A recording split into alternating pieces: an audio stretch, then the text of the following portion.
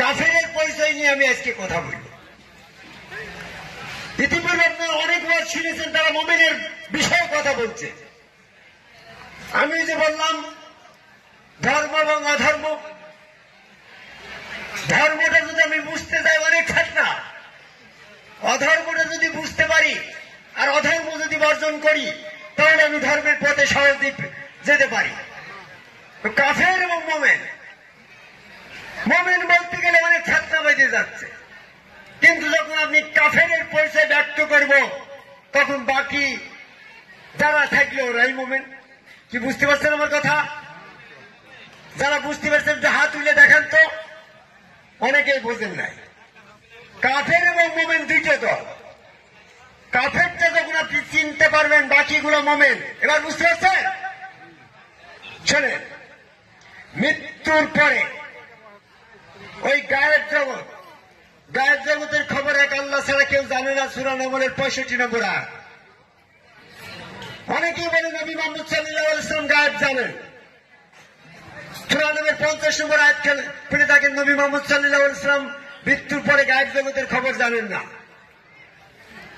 সূরা আরাফের 188 নম্বর আয়াতে আল্লাহ নবীকে বলতে, হে নবী তুমি বলে দাও গায়েব জগতের খবর আমি জানি না।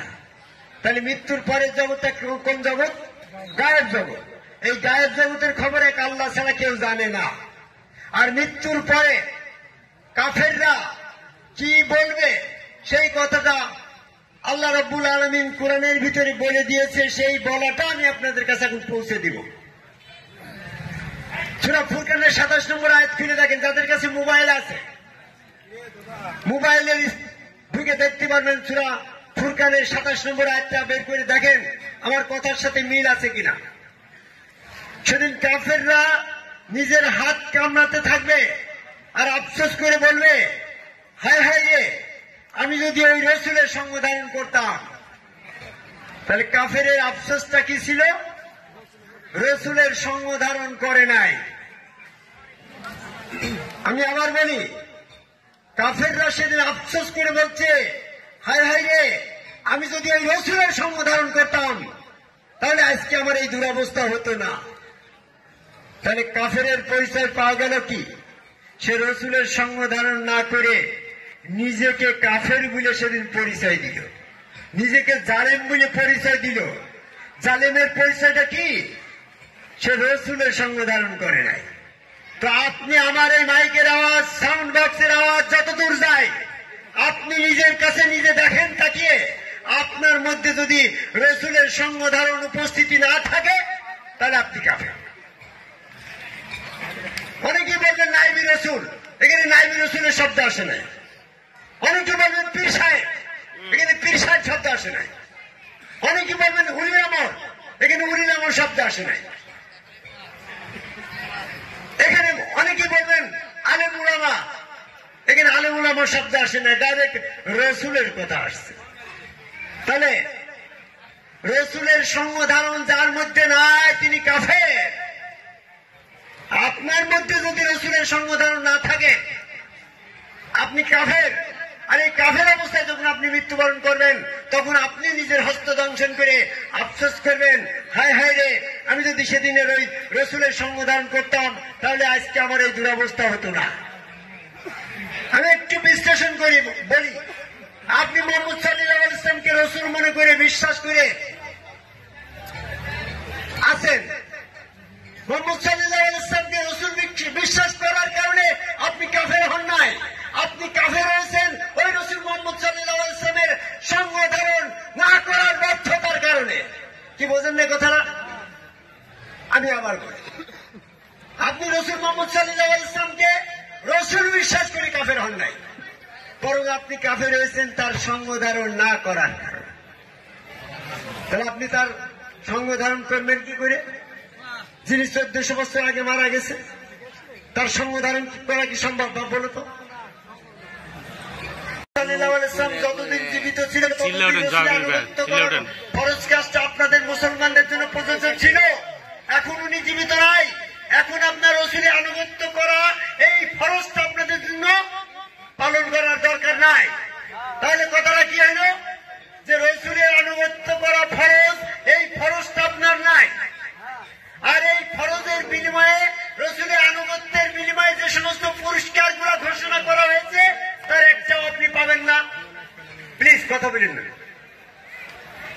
মনোযোগ দেন কথায়। রসুলের আনুগত্য করা ফরজ কাজটা আপনার জন্য নাই, কিন্তু এর পুরস্কারটাও তো আপনি পাবেন না, তাই তো কথাটা? রসুলের আনুগত্য করা পুরস্কারটার জন্য যেগুলো পুরস্কার ঘোষণা করা হয়েছে, আপনার জন্য যদি রসুলের আনুগত্য করাটা না হয় তাহলে আপনি সে পুরস্কারটা পাবেন না। তা আমি তখন বললাম যে আপনার সাথে তর্ক করবেন না, ট্রেনের ভিতরে অল্প সময় উঠছি তো, রসুল উপাত হয়ে গেছে, মারা গেছে, আপনার রসুলের আনুগত্য করা ফরজ কাজ থেকে আপনি রেহাই পাইছেন, মানিয়ে নিলাম কথা। কিন্তু আল্লাহ তো আর মরে নাই, আল্লাহ তো জীবিত। আল্লাহ জীবিত না? কিন্তু আল্লাহ জীবিত তো আল্লাহর আনুগত্য তো করবেন। জীবিত রসুলের আনুগত্য বাদে আপনি জীবিত আল্লাহর আনুগত্য কিভাবে করবেন একটু আয়াত দেখান তো। বলছে কেন সালাত জাকাতের মাধ্যমে আল্লাহর আনুগত্য করা হয়ে যায়, তাহলে সালাত জাকাতের মাধ্যমে আল্লাহর আনুগত্য করা সম্পূর্ণ হয়, এটা কোরআনের কোন আয়াত? তো বলছে আমি তো বললাম এরকম আয়াত বাই পাঠ আমি জানি না, আপনি একটু বুঝে দেন। তখন সূরা আহজাবের 33 নম্বর আয়াত করে দেখেন।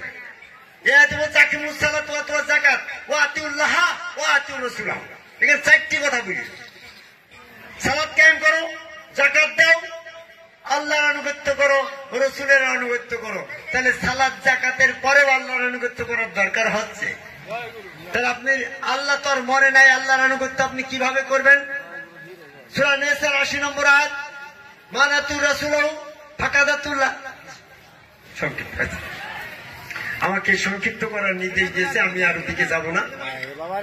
তবে মুহাম্মদ সাল্লাল্লাহু আলাইহি ওয়াসাল্লামের যারা রসুল বিশ্বাস করে আসছেন তারা রসুলের আনুগত্য করতে পারছেন না, রসুলের সঙ্গ ধারণ করতে পারছেন না। এখন আপনার রসুলের আনুগত্য, রসুলের সঙ্গ ধারণ করতে হলে উনি তখন বলল যে আপনার রসুলের পরিচয়টা দেন। আমি এতক্ষণ ধরে ওনার পরে যে সমস্ত কথাগুলো পেঁচিয়ে ধরলাম, উনি কিন্তু সেই দড়ি দিয়ে আমাকে আবার পেঁচিয়ে দিল। তো হচ্ছে আপনার রসুলকে, তার আমার গুরু হযরত খাজা নিজামুদ্দিন আহমেদ চিশতি, উনি আমার রসুল। তো বলছে যে আপনার গুরু নিজামুদ্দিন আউলিয়া বা নিজামুদ্দিন আহমেদ চিশতি রসুল হইল কি করে? প্রমাণ কি? তা বলছে আমার গুরুকে আমি রসুল বলে বিশ্বাস করি, এই বিশ্বাসের কারণে আমার গুরু আমার রসুল। বিশ্বাস যদি না থাকে তো তোমার রসুল হবে? বলছে এটা ভালো করে বুঝাই দেন তো। আমি বললাম যে হযরত আলীর রসুলকে মুহাম্মদ সাল্লাল্লাহু আলাইহি ওয়াসাল্লাম, হযরত আলী যখন মুহাম্মদকে রসুল হিসাবে বিশ্বাস করলো, ওখানে কোন দলিল ছিল? ওখানে তো বিশ্বাসের ভক্তিগুলি তো মুহাম্মদ সাল্লাল্লাহু আলাইহি ওয়াসাল্লাম হযরত আলীর রসুল হইল। তাহলে বিশ্বাসের মূলে, বিশ্বাসের কারণেই হ্যাঁ মুহাম্মদ হযরত আলীর রসুল। আমারও ঠিক বিশ্বাসের কারণেই আমার গুরু আমার রসুল। তো যে বুঝলাম না, তো না বুঝলে আর একটু বুঝাই দিই।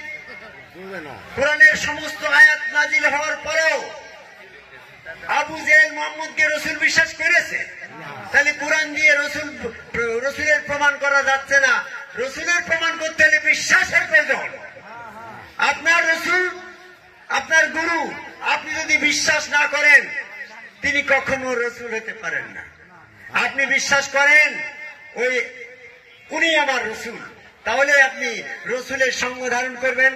আর রসুলের সঙ্গ ধারণ করার পরে আপনি আর কাফের থাকলেন না, আপনি কাফের থেকে মুক্তি পাবেন। কিভাবে পাবেন? রসুলের হাত আল্লাহর হাত, রসুলের পা আল্লাহর পা, রসুলের চেহারা আল্লাহর চেহারা, রসুল স্রোতের ভিতরে আল্লাহ স্বয়ং সক্রিয়। সূরা আল-ফাতের 10 নম্বর আয়াত খুলে দেখেন, সূরা আনফালের 17 নম্বর আয়াত খুলে দেখেন। তাহলে রসুল সাল্লাল্লাহু আলাইহি ওয়াসাল্লামকে যখন আপনি বিশ্বাস, ওই গুরুকে যখন রসুল বিশ্বাস করলেন, তাহলে ওই হাত আল্লাহর হাত, পা আল্লাহর পা, চেহারা কার চেহারা? আল্লাহর চেহারা, ওর ভিতরে স্বয়ং আল্লাহ। আপনি যখন সেজদা দেবেন তখন আপনি মুমিন হয়ে যাবেন। কারণটা কি? আপনার ভিতরে যে ইবলীসের সত্তা ছিল, ইবলীস তখন আপনার ভিতর থেকে বেরিয়ে চলে যাবে। কেন যাবে জানেন? বলবে আমি তখন আদম আলাইহিস সালামকে সেজদা করি নাই। এখন হযরত আলী যখন নবী মুহাম্মদ সাল্লাল্লাহু আলাইহি ওয়াসাল্লামকে সেজদা করে ফেললো, তখন আমি আর হযরত আলীর ভিতরে নাই। আমি যদি হযরত আলীর ভিতরে থাকি তাহলে আমারও তো সেই আদম সেজদা মেনে নেওয়া হয়। তাই আমি আদম সেজদা করবো না, আমি হযরত আলীর ভিতর থেকে বেরিয়ে চলে গেলাম। এটাই সালাত। সূরা আনকাবুতের 45 নম্বর আয়াত খুলে দেখেন, ইন্না সালাতা তানহা আনিল ফাহশাই ওয়াল মুনকার। যে কাজটা করলে মুনকার নামের শয়তান তানহা হয়ে যায়, বিচ্ছিন্ন হয়ে যায়, পৃথক হয়ে যায়, দুর্বৃত্ত হয়ে যায়, ওই কাজটার নাম সালাত। তাহলে এই আদম কাবায় আল্লাহকে সেজদা করাটাই সালাত, যেটা আমার এই চিশতিয়া তরিকার এই ভক্তবিন্দুর মধ্যে আছে, এরাই সালাতি। আর যারা এই সেজদার বাইরে আছেন তাদের যেটা সালাতের ভিতরে মন নিয়ত করলে আরো মন মাঠে চলে যাচ্ছে, বিভিন্ন জায়গায় দড়ি বেড়াচ্ছে, মানে ওখানে শয়তান যে ঘর করছে, ওইটা সালাত না। সালাত যে কাজটা করলে আপনার মন মস্তিষ্ক স্থির থাকে, ওইটার নাম সালাত। আমার প্রফেসর সাহেব সুন্দরী বলেছেন, nobody cannot want it but none avoid it। মানুষ যা চায় না কিন্তু তা থেকে এড়িয়ে থাকতে পারে না।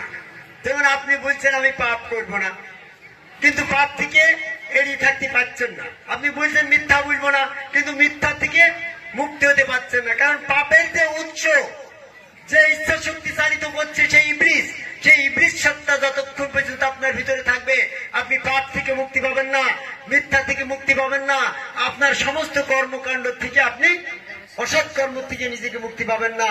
তাই পবিত্রতা অর্জন করতে হলে রসুলের হাত আল্লাহর হাত, রসুলের পা আল্লাহর পা, রসুল স্রোতে আল্লাহ বিশ্বাস করে যখন আপনি সেজদা করবেন তখন আপনার শয়তান থেকে মুক্তি পাবেন। এই রসুল আপনাকে পবিত্র করবে।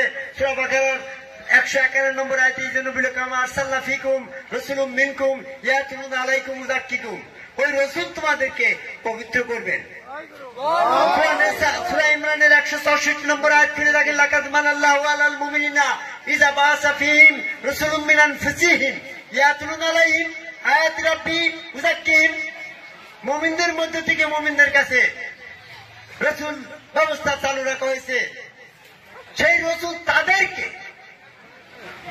হিকমত শিক্ষা দেবে, কোরআন শিক্ষা দেবে, তাদেরকে পবিত্র করবে। তাদের মানে কি, মুহাম্মদ সাল্লাল্লাহু আলাইহি ওয়াসাল্লামের পিরিয়ডের পরবর্তীতে যে সমস্ত মানুষ জেনারেশন আসবে তাদেরকে ওই রসুল পবিত্র করবে। কোন রসুল? তাদের ভিতর থেকে যে রসুল থাকবে। এখন আপনাদের অনেকে প্রশ্ন যে আমরা তো জানি নবী মুহাম্মদ সাল্লাল্লাহু আলাইহি ওয়াসাল্লাম শেষ রসুল, তাহলে আপনার গুরু নিজাম বা আমার গুরু অমুক উনি কি করে রসুল হয় তো বুঝলাম না, একটু বুঝিয়ে দেন, প্রশ্ন আসতে পারে না। মুহাম্মদ সাল্লাল্লাহু আলাইহি ওয়াসাল্লাম শেষ রসুল এই মর্মে কোরআনে কোনো আয়াত নেই। সূরা আদমের 40 নম্বর আয়াত খুলে দেখেন, ওয়া কানা মুহাম্মাদিন আবা আহাদিন মিন রিজালিকুম ওয়ালাকিন রাসূলুল্লাহি ওয়া খাতামান নবী। তোমাদের মধ্যে অবস্থিত ওই মুহাম্মদ কোন রসুল পুরুষের পিতা নয়, তিনি আল্লাহর রসুল এবং শেষ রসুল। এখানে কিন্তু শেষ রসুল কথাটা বলে নাই, আল্লাহর রসুল এবং শেষ নবী। তিনি শেষ রসুল নয়, তিনি শেষ নবী, নবুয়তি শেষ, কিন্তু রিসালাত চালু আছে। এখানে আরেকটু বলি যে প্রত্যেক নবীর পরে রিসালাত ব্যবস্থা চালু আছে। সূরা ইমরানের 81 নম্বর আয়াত খুলে দেখেন যে এক একজন নবী এক একজন রসুলকে সাহায্য করবেন। তাহলে এই আয়াতে এট এ টাইমে দুইটা ব্যক্তির অস্তিত্ব। স্যার খেয়াল করেন কথাটা, এই আয়াতে দুইটা ব্যক্তির অস্তিত্ব, একজন সাহায্য করবেন আর একজন সাহায্য নিবে। তাহলে নবী সাহায্য করবে রসুলকে, তাহলে কয়জন ব্যক্তি হলো?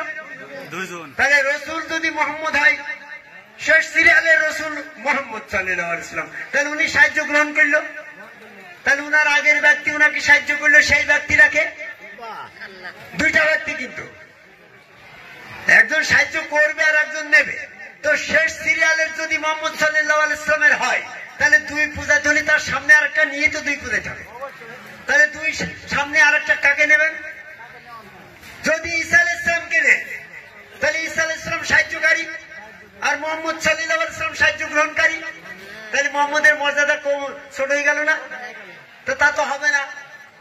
নাম্বার 2, ঈসা আলাইহিস সালামকে যদি আপনি সাহায্যকারী হিসাবে এখানে শনাক্ত করেন, সাব্যস্ত করেন, তাহলে যিনি 500 বছর আগে উফাত হয়ে গেল, তিনি মোহাম্মদ সাল্লাল্লাহু আলাইহি ওয়াসাল্লামকে ওই 500 বছর আগে উফাত হওয়ার পরে কিভাবে সাহায্য করে? এটা তো লজিকে মেলে না, যুক্তিতে মেলে না। কাজেই আপনার জ্ঞানের চাদর একটু লম্বা করেন। আপনার জ্ঞানের চাদর ছোট কেন? পা ঢাকতে গেলে মাথা আগলা হয়ে যাচ্ছে, আর মাথা ঢাকতে গেলে পা আগলা হয়ে যাচ্ছে। চাদর তো আপনার ছোট। আপনি সূরা ইমরানের 81 নম্বর আয়াতের ভিতরে একবার ঢোকেন, দেখেন একই টাইমে দুইটা ব্যক্তির অস্তিত্ব, একজন নবী আর একজন রসুল। নবী সাহায্য করবে রসুলকে, এই জন্য নবী মোহাম্মদ সাল্লাল্লাহু আলাইহি ওয়াসাল্লাম নবুয়তি পদে সাহায্য করলো হযরত আলীকে। এখানে এট এ টাইমে কিন্তু দুইজনা। তাহলে হযরত আলী রসুল, তিনি নবী নহে। অনেকেই বলে নবী মোহাম্মদ সাল্লাল্লাহু আলাইহি ওয়াসাল্লামের ক্ষেত্রে সূরা ইমরানের 81 নম্বর আয়াতের এই অঙ্গীকারটা প্রযোজ্য নহে। তাদের জন্য আমি তাদের দৃষ্টি আকর্ষণ করে বলতে চাই, সূরা আহজাবের 7 নম্বর আয়াতে চলে যান। এখানে নবী মোহাম্মদ সাল্লাল্লাহু আলাইহি ওয়াসাল্লাম নাম স্পেসিফিক ভাবে বলছে, নবীদের কাছ থেকে আমি যে অঙ্গীকার নিয়েছিলাম, হে মোহাম্মদ তোমার কাছ থেকে ওই একই অঙ্গীকার। সেই অঙ্গীকারটা কি? এক একজন নবী এক একজন রসুলকে সাহায্য করবেন। এখানে নবী সাহায্য করবে রসুলকে। সূরা ইমরানের 81 নম্বর আয়াতের বর্ণিত রসুল নিশ্চয়ই মুহাম্মদ সাল্লাল্লাহু আলাইহি ওয়াসাল্লাম নয়। তার প্রমাণ কি? সূরা ইমরানের 81 নম্বর আয়াতে বর্ণিত রসুল, তার পরিচয় হচ্ছে তিনি নবী নহে। তিনিও যদি নবী হতো তাহলে আয়াতটা এইভাবে আসতো, একজন নবী আর একজন নবীকে সাহায্য করবে, কিংবা একজন রসুল আর একজন রসুলকে সাহায্য করবে। কিন্তু আয়াতে করসপন্ডিং নিয়ে আসছে, নবী সাহায্য করবে রসুলকে। কাজেই সূরা ইমরানের 81 নম্বর আয়াতের বর্ণিত যিনি রসুল হবেন তিনি নবী নহে। আর সেই বর্ণিত রসুলটা নবী মুহাম্মদ সাল্লাল্লাহু আলাইহি ওয়াসাল্লাম নয়, কারণ তিনি মুহাম্মদ সাল্লাল্লাহু আলাইহি ওয়াসাল্লাম নবী এবং রসুল দুই পদের অধিকারী। আর সূরা ইমরানের 81 নম্বর আয়াতে যিনি রসুল হবেন উনি শুধু এক পদের অধিকারী, তিনি নবী নহে। তাহলে আপনার প্রশ্ন আসতে পারে স্বাভাবিকভাবে যে এই একজন নবী আর একজন রসুল, তো নবী রসুলের পার্থক্য কি? শুনে নেন। নবীর পরে দুইটা পদ, যার পরে নবুয়ত দেয় তিনি নবী, যার পরে রিসালাত দেওয়া হয় তিনি রসুল। প্রত্যেক নবীর পরে নবুয়ত দেওয়া হয়েছে সূরা ইমরানের 79 নম্বর আয়াত। প্রত্যেক নবীর পরেই ওহী দেওয়া হয়েছে সূরা নিসার 163 নম্বর আয়াত। প্রত্যেক নবীর পরে কিতাব দেওয়া হয়েছে সূরা ইমরানের 81 নম্বর আয়াত। আর প্রত্যেক নবীর পরে নবুয়ত, ওহী এবং কিতাব পৌঁছানোর পরে তাকে রিসালাত দেওয়া হয়েছে সূরা জিনের 23 নম্বর আয়াত। এতে বলা হয়েছে ইল্লাল বালাগা মিনাল্লাহি ওয়া রাসালাতিহি, আল্লাহ পাকের পক্ষ থেকে নবুয়ত, ওহী, কিতাব পৌঁছানোর পরে তাকে রিসালাত দেওয়া হয়েছে। প্রত্যেক নবীর দুইটা পরিচয়, তিনি নবী এবং রসুল। তারপরে দেখেন কিছু রসুল আছে যারা নবী নহে। প্রত্যেক রসুল নবী নাও হতে পারে, কিন্তু প্রত্যেক নবী রসুল। নবীদের ভিতরে কোনো পার্থক্য নেই, সূরা বাকারার 134 নম্বর আয়াত করে দেখেন। অথচ রসুলদের ভিতরে পার্থক্য আছে, সূরা বাকারার 253 নম্বর আয়াত। তাহলে রসুল কয় প্রকার হইল? দুই প্রকার, নবী এবং রসুল, আর একটা হচ্ছে শুধু রসুল। এই ব্যাপারে আয়াত দেখেন, সহজের 52 নম্বর আয়াত করে দেখেন। এই আয়াতে বলছে ওমা আরসালনাকা মিন কাবলিকা মিনার রাসূলি লা নাবিয়ান, তোমার পূর্বে আমি এমন অনেক রসুল পাঠিয়েছি যারা নবী নয়। তাহলে মুহাম্মদ সাল্লাল্লাহু আলাইহি ওয়াসাল্লামের পূর্বে এমন অনেক রসুল ছিল যারা নবী নয়। তাহলে রসুল কয় প্রকার হইল? দুই প্রকার। যদি না বোঝেন, আমি আরবিক সাহিত্যের পরিবেশ করছি, আপনাকে উপমা দিলে সহজে বোঝা যায়। হরিণদের ভিতরে এমন অনেক হরিণ আছে যাদের শিং নেই। তার মানে হরিণ কয় প্রকার? শিং আলা একটা হরিণ, আর শিং বাদে একটা হরিণ। ওমা আরসালনাকা মিন কাবলিকা মিনার রাসূলি, ওমা আরসালনাকা মিন কাবলিকা, তোমার পূর্বে আমি এমন অনেক রসুল পাঠিয়েছি যারা নবী নহে। তাহলে রসুল কয় প্রকার হইল? দুই প্রকার। তাহলে এক প্রকারের রসুলের পরে নবুয়ত আছে, আর আর এক প্রকারের রসুলের পরে নবুয়ত নাই, তারা শুধু রসুল। যেমন হযরত আলী, উনার পরে নবুয়ত নেই, উনি নবী নহে, উনি শুধু রসুল। তারপরে আরেকটা বিষয়, যে রসুলের পরে ওহী আসে, যে নবী, যে রসুলের পরে ওহি আসে, উনি ওহি যুক্ত রসুল। আর কিছু রসুলের পরে ওহি আসে না, ওরা ওহি ব্যতীত রসুল। এই ব্যাপারে সূরা আম্বিয়ার 25 নম্বর আয়াত করে দেখেন, ওয়া মা আরসালনাকা মিন কাবলিকা মিনার রাসূলি ইল্লা ওহিয়ান, তোমার পূর্বে আমি এমন অনেক রসুল পাঠিয়েছি যারা ছিল ওহি ব্যতীত। তাহলে রসুল কয় প্রকার হইল গো? ওহি যুক্ত রসুল আর ওহি ব্যতীত রসুল। হযরত আলী ওহি ব্যতীত রসুল, ওনার পরে কোনো ওহি ছিল না। তাই আমার গুরু নিজাম ওই রসুল, তিনি নবী নহে, ওহি ব্যতীত রসুল, উনি নবী নহে, উনি রিসালাত প্রাপ্ত রসুল। এই নবী মুহাম্মদ সাল্লাল্লাহু আলাইহি ওয়াসাল্লামের পরে কয়টা পদ? 2টা পদ। একটা পদ হচ্ছে নবুয়তি পদ, আর একটা রিসালাত পদ। নবুয়তি পদ হস্তান্তরযোগ্য নয়, ফরজ রিসালাতের পদ হস্তান্তরযোগ্য। সূরা আনামের 124 নম্বর আয়াত। তাই মুহাম্মদ সাল্লাল্লাহু আলাইহি ওয়াসাল্লামের পরে নবুয়ত পদ ছিল, ওটা শেষ হয়ে গেছে। ওনার পরে রিসালাতের পদ ছিল, ওটা হযরত আলীকে রিসালাত দিয়ে সাহায্য করে গেল। হযরত আলী দিল হাসান বসরিকে, হাসান বসরি রসুল হয়ে গেল। হাসান বসরি দিল আবুল ফজলকে। এইভাবে সম্মুখ গুরুগণ যার যার গুরু তার রসুল। এই রসুলের কাছে আপনি যখন সঙ্গ ধারণ করবেন তখন আপনি আর কাফের হবেন না। ওই সেই সূরা ফুরকানের 27 নম্বর আয়াতের দৃষ্টিভঙ্গি আমি আকর্ষণ করছি। যারা এখনো সম্মুখ গুরুকে রসুল বিশ্বাস করে তার সঙ্গ ধারণ করেন নাই, তারা রসুলের সঙ্গ ধারণ না করার কারণে সেদিন মরার পরে আফসোস করবেন। প্রকৃতপক্ষে বর্তমানে যার ভিতরে রসুলের সঙ্গ ধারণ উপস্থিতি নাই, তারাই কাফের। এজন্য আমি অনুরোধ করবো, কুল্লু নাফসিন যায়কাতুল মাউত, প্রত্যেকের মৃত্যু হবে। মৃত্যুর পরে আপনি যদি রসুল বর্তমানে রিসালাতের সঙ্গ ধারণ, রসুলের সঙ্গ ধারণ না করে মারা যান, তাহলে আপনি কাফের অবস্থায় মৃত্যুবরণ করবেন। আর কাফের অবস্থায় মৃত্যুবরণ করলে আপনার ঠিকানা হবে দোজখ। তো যদি আমার সময় শেষ হয়ে থাকে আমি এখানে শেষ করি।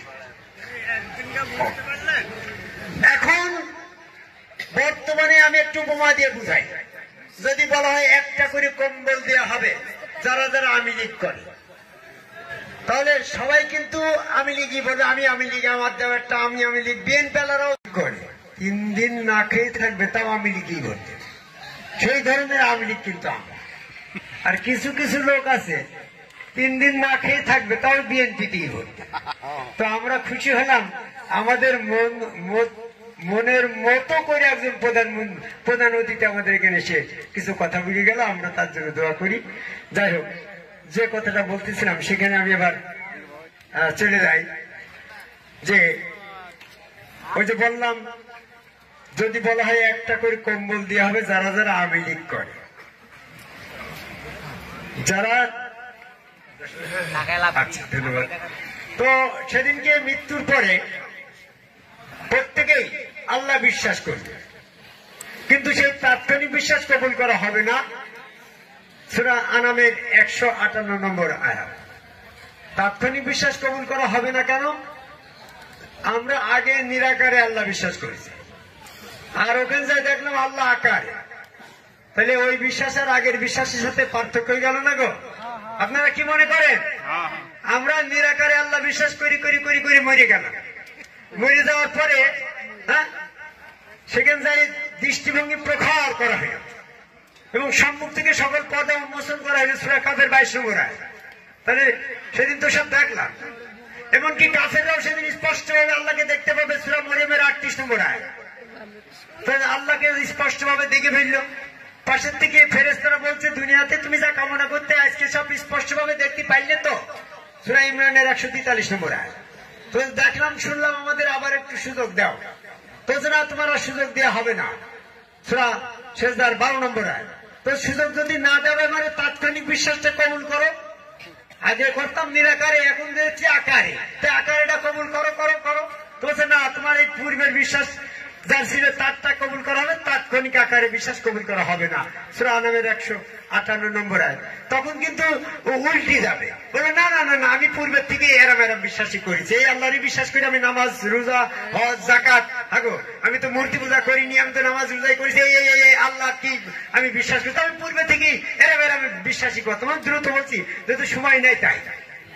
পরবর্তীতে বলছে তুমি ইমানদার ছিলে, একথা বললেই হবে না রে। তোমার ইমানটা পরীক্ষা করে নিয়ে হবে। সূরা আনকাবুতের 2 নম্বর আয়াত। তাহলে করো, আমি তো এই আল্লাহরই ইবাদত বন্দেগী করছি, আমি তো দেব দেবীর উপাসনা করি নাই, আমি তো এই আল্লাহকে সেজদা করছি, এই আল্লাহরই উপাসনা করছি, নামাজ রোজা হজ যাকাত সব সব করছি, তা আমার ইমানটা পরীক্ষা করো। তো বলছে তখন আল্লাহ রাব্বুল আলামিন এমন ভাবে ইমান পরীক্ষা করবে যেমনটা ভাবে ইমান পরীক্ষা করলি ওই জালেম কাফেররা ধরা পড়ে। সূরা কালামের 6 নম্বর আয়াত। জালেম কাফের কে? ইবলিস। ইবলিসের ইমান পরীক্ষা করার জন্য আল্লাহ তখন এমনটা বলবে, আল্লাহ নিজে ওখানে স্পষ্টভাবে 3টি কথা নির্ধারণ করবে। ইবলিসকে কখনো ব্যস্ত দিবে না, আর নবী সাহাবাদেরকে তিনি দোজখে দিবেন না, আবার অন্যায় বিচার করবেন না। তখন আল্লাহ চিন্তা করল যে ইবলিসের ইমান পরীক্ষা করতে গিয়ে যদি ইবলিস পাশ করে দেয়, ভালো করে একটু বোঝার চেষ্টা করেন, নিরপেক্ষভাবে বোঝেন। আপনার ছাত্র যদি পাশ করে দেয়, আপনি তাকে প্রমোশন না দিয়ে কি পারবেন? ইবলিসের ইমান পরীক্ষা করার সময় এমন ভাবে ইমান পরীক্ষা করলো, মান রব্বুকা, তোমার রব কে? বলে আমার রব আল্লাহ। সূরা হিজরের 36 নম্বর আয়াত। তাহলে ইবলিস 5 নম্বর পেয়ে গেল না? মান দিনুকা, তোমার দিন কি? বলে আমার দিন ইসলাম। আসমান জমিনে যা কিছু আছে সকলেরই দিন ইসলাম। সূরা ইমরানের 83 নম্বর আয়াত। সেখানে তো ইবলিস নাম্বার পেয়ে গেল। মান হাজার রাজুলুন, নবী মুহাম্মদ সাল্লাল্লাহু আলাইহি ওয়াসাল্লামকে দিয়ে চেহারা মোবারক দেখাই জিজ্ঞাসা করাবে, মান হাজার রাজুলুন, এই লোকটাকে চেনো? তোর হা চিনি নবী মুহাম্মদ। তো তুমি আর আমি না চিনি কেমন? ইবলিস তো চেনে, নবীকে চেনে না। তো তাহলে পরে ওখানে কিন্তু ওই রকম কায়দায় যদি ইমান পরীক্ষা করে, যেমনটা আমরা মনে মনে করি যে কবরের ভিতরে মান রব্বুকা, মান দিনুকা, মান হাজার রাজুলুন, এই 3টি প্রশ্নের মধ্যে ইমান পরীক্ষা করা হবে, এটা সম্পূর্ণ ভিত্তিহীন এবং সম্পূর্ণ মিথ্যা কথা। কারণ এই মর্মে কোরআনে কোনো আয়াত নেই। আমি কোরআন গবেষক হিসাবে বললাম, মান রব্বুকা, মান দিনুকা, মান হাজার রাজুলুন, এই 3টি প্রশ্নের মধ্যে ইমান পরীক্ষা করা হবে, এই মর্মে কোনো আয়াত নেই। তুমি কোথায় পেলে? তো আমি ওদিকে যাব না। তবে কোরআনে কিভাবে ইমান পরীক্ষা করা হবে সেইটা শুনে যান। সূরা কালামের 42 নম্বর আয়াত করে দেখেন, আমি 100 সাকিন ইরা সুদাদান, সেদিন আল্লাহ পাকের পাপ প্রকাশ করে পায় সেজদা দিতে বলা হবে, তারা সক্ষম হবে না যারা আল্লাহ পাকের প্রকাশ্য পায় যারা সেজদা করে নাই। সূরা কালামের 43 নম্বর আয়াত। তাহলে এখন যার যার গুরু তার রসুল সুরতে আল্লাহ বিশ্বাস করে সেজদা ভক্তি করবেন, আপনি সেদিনকে আল্লাহর পায়ে সেজদা দিয়ে মুমিনত্ব পরিচয় নিয়ে জান্নাতে যাবেন। আপনি প্রশ্ন করবেন, এক শ্রেণীর মানুষ বলে আল্লাহ ছাড়া সেজদা হারাম, আপনি এই গুরুকে সেজদা কোথায় পেলেন? শিরক কাজ। তাহলে ফেরেশতারা সেজদা করেছে আদমকে না? তা আদমকে সেজদা করেছে যখন আয়াত থাকে, তাহলে তো কোরআনেরই কথা বললাম। তো কোরআনে আদমকে সেজদা করতে পেরেছে, মানুষই তো মানুষকে বলে নাই। তাহলে মানুষকে বলে নাই, আর আদমকে ফেরেশতাদের বলল, এটার কারণ কি তুমি জানো? যদি এমনটা হয় যে ফেরেশতা তৈরির আগে আদম তৈরি, সেক্ষেত্রে যদি ফেরেশতাদের ডেকে জিজ্ঞাসা করে সেজদা করতে বলতো আর বনি আদম বাদ থাকতো, তাহলে শুধু ফেরেশতাদের জন্য সেজদা হতো। কিন্তু আল্লাহ পাক তো ফেরেশতাদের আগে তৈরি করেছে, পরে খেলাফত তৈরি করেছে। এই আদম তৈরির পরে ফেরেশতাদের নাম উল্লেখ করে সেজদা যদি দিতে না বলতো, তাহলে ফেরেশতারা ইতিপূর্বে নিরাকারে সেজদা করেছে, তারা প্রতিনিধির আওতার বাইরে থেকে যেত। তাদের এই প্রতিনিধির ভিতরে আয়ত্তের ভিতরে আনার জন্য ফেরেশতাদের নাম উল্লেখ করা হয়েছে। তাই বলে শুধু ফেরেশতাদের জন্য প্রযোজ্য নয়। যদি শুধু ফেরেশতাদের জন্য এটা হুকুম হতো, তো ইবলিস তো ফেরেশতা না, সে তো জিন জাতীয়। সূরা কাফের 50 নম্বর আয়াত। তো জিন হওয়া সত্ত্বেও সে যখন ওই আদমকে সেজদা না দিয়ে কাফের, তাতে প্রমাণ হয় সেজদার হুকুম শুধু ফেরেশতাদের জন্য ছিল না, জিনদের জন্যও ছিল। যদি বলা হয় শুধু জিন ফেরেশতাদের জন্য ছিল, মানুষের জন্য না, তাহলে ইউসুফের 100 নম্বর আয়াতে ইউসুফের 11 ভাই এবং পিতামাতা ইউসুফকে সেজদা করলো, এখানে তো কোনো জিন ফেরেশতা ছিল না। ওরা বলছে ওরা সম্মানজনক সেজদা বলে কোনো সেজদা নাই। যদি সম্মানজনক সেজদা থাকে আর ইবাদতের সেজদা, তার কয়টা সেজদা হয়? সেজদা 2 প্রকার হয়। সূরা জিনের 18 নম্বর আয়াত করে দেখেন, আনাল মাসজিদু লিল্লাহি, সমস্ত সেজদার মালিক আল্লাহ। সেজদার ভিতরে কোনো শ্রেণী বিভেদ নাই। কাজে ইউসুফের 11 ভাই পিতামাতা সেজদা করলো, এটা সম্মানজনক সেজদা না, এটা ওই সেজদা যে সেজদা ফেরেশতারা আদমকে করছিল। এই সেজদার 3টি রহস্য। একটা হচ্ছে আল্লাহ পাকের রূহ আদমের ভিতরে, একটা আল্লাহর চেহারা, আর আল্লাহর খেলাফত। তাই আদমকে কেবলা করে সেজদা দেওয়া হলো আল্লাহকে। কাজে আপনার গুরুর মধ্যে নাহুনু আকরাবু ইলাইহি মিন হাবলিল ওয়ারিদ, আল্লাহ প্রত্যেক মানুষের গর্দানের সারার্থী অতি নিকটে রয়েছে, আপনার গুরুর ভিতরেও আছে। তারপর দেখেন, আর শেষ করব, তারপর দেখেন প্রত্যেক মানুষের অস্তিত্বের সাথে শয়তান আল্লাহ মিশে আছেন। এই জন্য মানুষ স্রোতকে কেবলা করে আল্লাহকে সেজদা করার বিধান রয়ে গেছে। এই বিষয়গুলি আমার পরবর্তীতে আবার সুযোগ হয় আমি বলবো। তবে আল্লাহ নিয়েতে সেজদা করলে, আল্লাহ নিয়েতে সেজদা করলে, কাবাঘরের সামনে করলে ওটা যদি শিরক না হয়, আপনি আল্লাহ নিয়েতে যদি গুরুর সামনে সেজদা করেন তাহলে এই নিয়তের খবর তো আল্লাহ জানে। তাহলে মানে ইন্নাল আমানু বিন্নিয়াত, কর্মের ফলাফল হবে নিয়তের পরে। আপনি যদি মানুষ আপনার গুরুর ভিতরে আল্লাহকে নিয়ত করে সেজদা করেন, ওর ভিতরে আছে আল্লাহকে সেজদা করলেন, আপনার শিরক হবে না। যদি আপনি মানুষ নিয়তে করেন তাহলে শিরক হবে। তো যার যার গুরু তার রসুল, রসুলের ভিতরে ব্যক্তি রসুলকে ডিলেট করে ওর ভিতরে আল্লাহ সত্তাকে জাগ্রত করে যদি আপনি সেজদা করেন তাহলে আপনার দুইটা লাভ হচ্ছে, একটা শয়তান থেকে মুক্তি লাভ করছেন এবং আপনি নিজে মুমিনত্ব লাভ করলেন। তাহলে এই পথে আসার আহ্বান জানিয়ে আমি আমার সংক্ষিপ্ত বক্তব্য এখানে শেষ করছি। তারপরে যদি আপনারা কেউ মোবাইল চালান, ইউটিউবে ঢুকে হাসিবুল্লাহ চিশতি বলবেন, আমার অনেকগুলা ভিডিও চিত্র এরকম আছে, ওই ওয়াজগুলো আপনারা শুনবেন।